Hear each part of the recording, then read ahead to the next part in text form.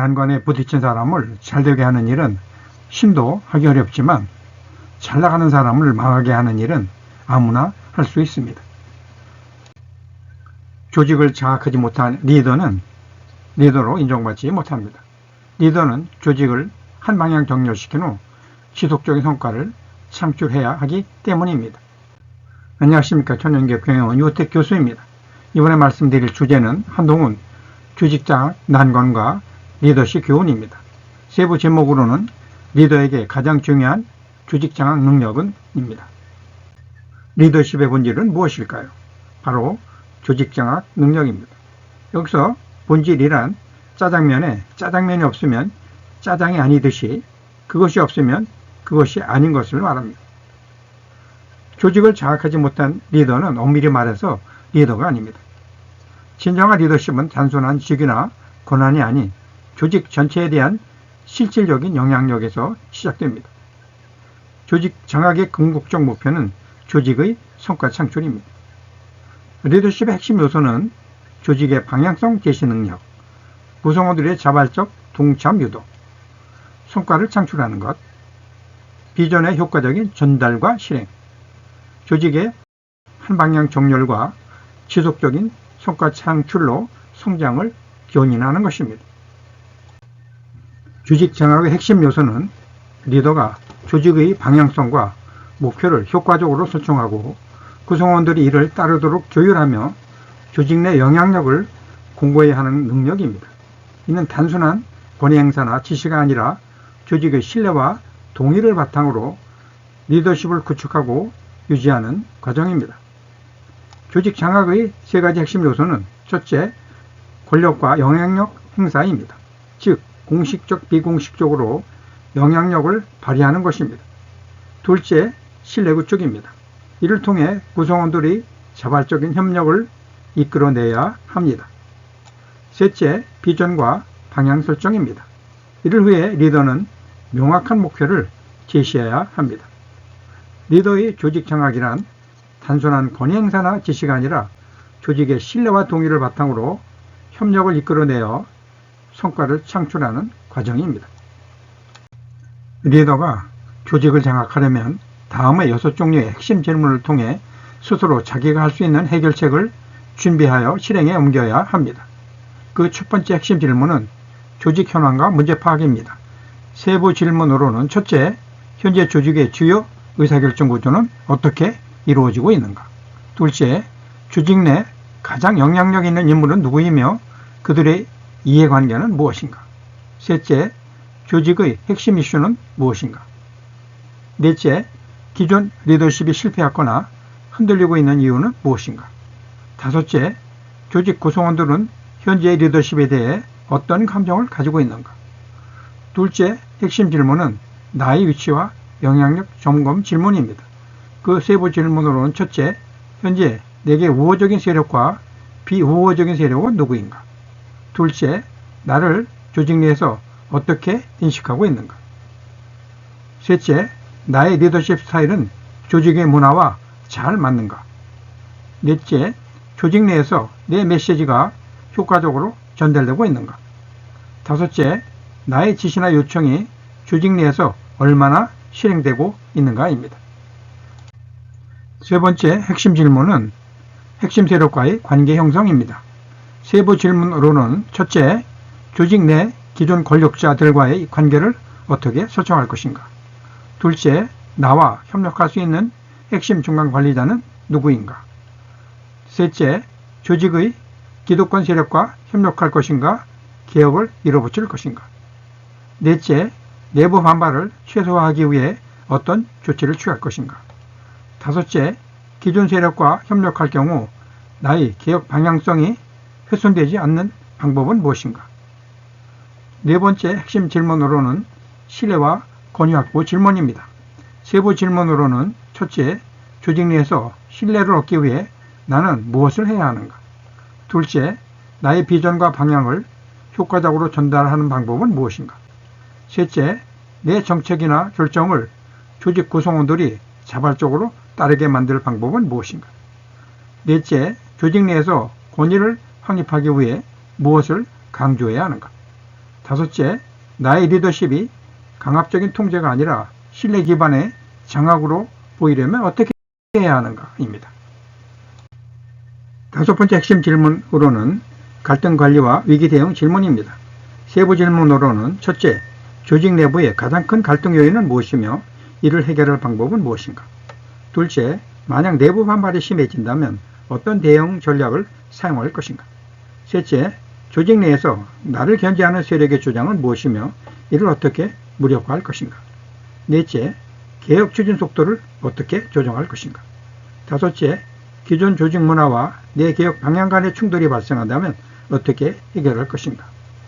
여섯 번째 핵심 질문은 지속성장 가능한 조직 운영 전략입니다. 세부 질문으로는 첫째, 단기적인 조직 장악이 아니라 장기적인 리더십을 구축하려면 무엇이 필요한가? 둘째, 조직이 지속적으로 성장 발전하려면 어떤 시스템을 만들어야 하는가? 셋째, 내 리더십이 한 개인에 의존하지 않도록 하려면 어떻게 해야 하는가? 넷째, 조직이 목표를 향해 지속적으로 나갈 수 있도록 하려면 어떻게 동기부여를 해야 할까? 다섯째, 조직 내부에서 차세대 리더를 어떻게 육성할 것인가? 입니다.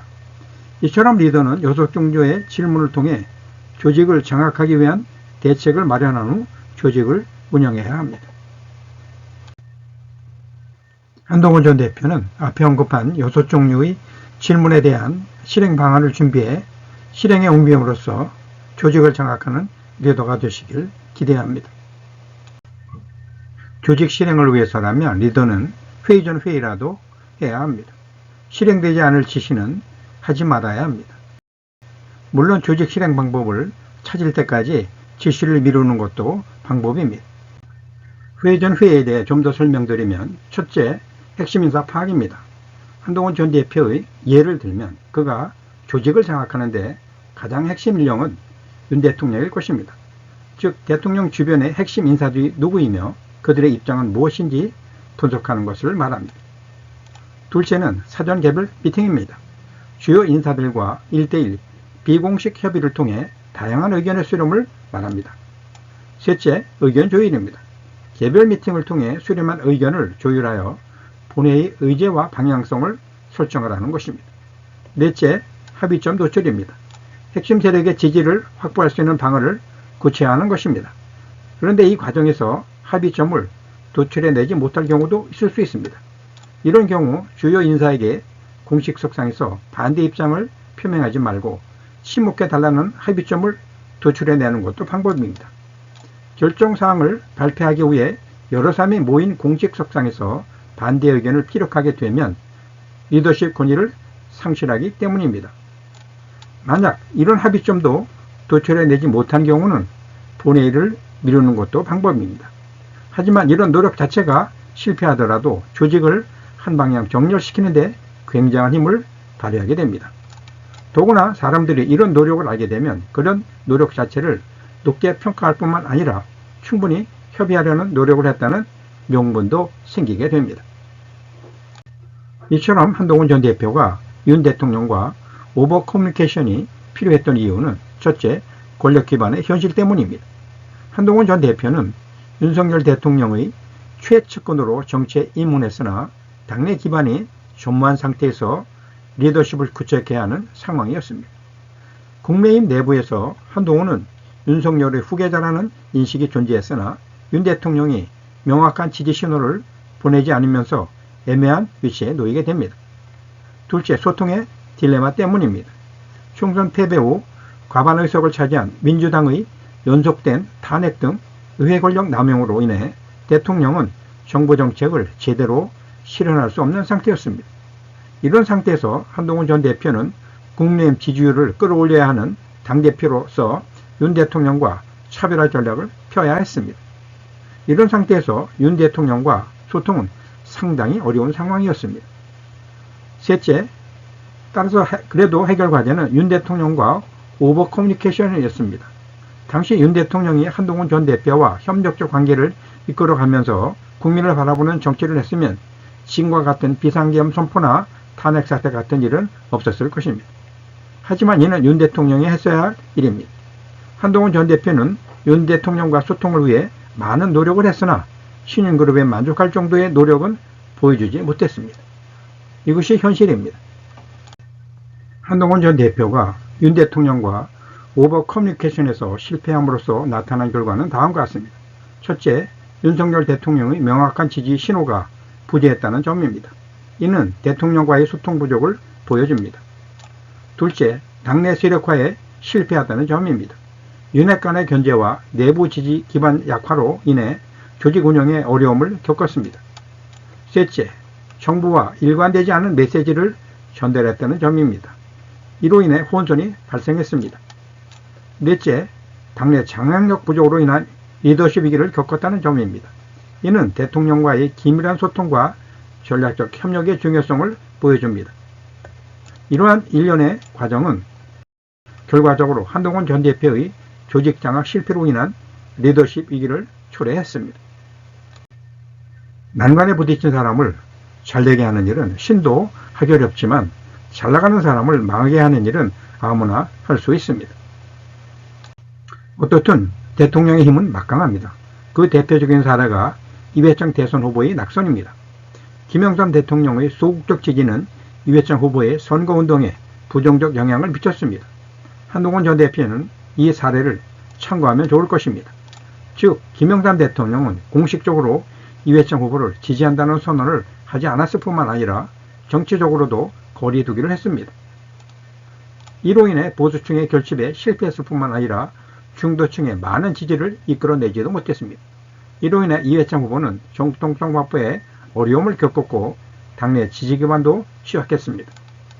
결과적으로 김영삼 대통령의 소극적 지지는 이회창 후보의 선거운동 전반에 부정적 영향을 미쳤으며 이는 결과적으로 당시 중도층 이탈과 보수 진영의 분열을 가져왔고 이는 결국 낙선으로 이어졌습니다.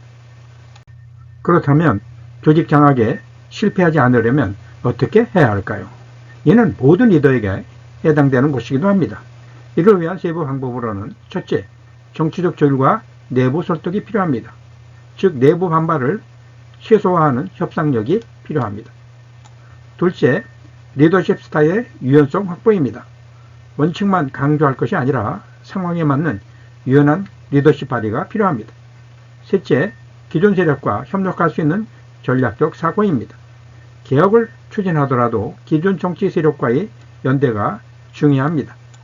넷째, 어떤 경우든 조직 내부에서 신뢰받는 리더가 되는 것입니다.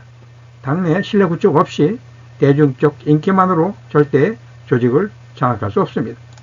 이런 점을 참조하여 한동훈 전 대표는 정치에 복귀 전에 미리 조직 장악을 어떻게 할 것인지 생각해 보시고 사전에 충분히 준비하시기 바랍니다. 이를 위해 사마의 같은 참호를 발굴하여 의견을 듣는 것도 방법이겠습니다. 오늘 말씀드릴 내용을 요약하면 다음과 같습니다. 첫째, 조직 장악의 중요성입니다.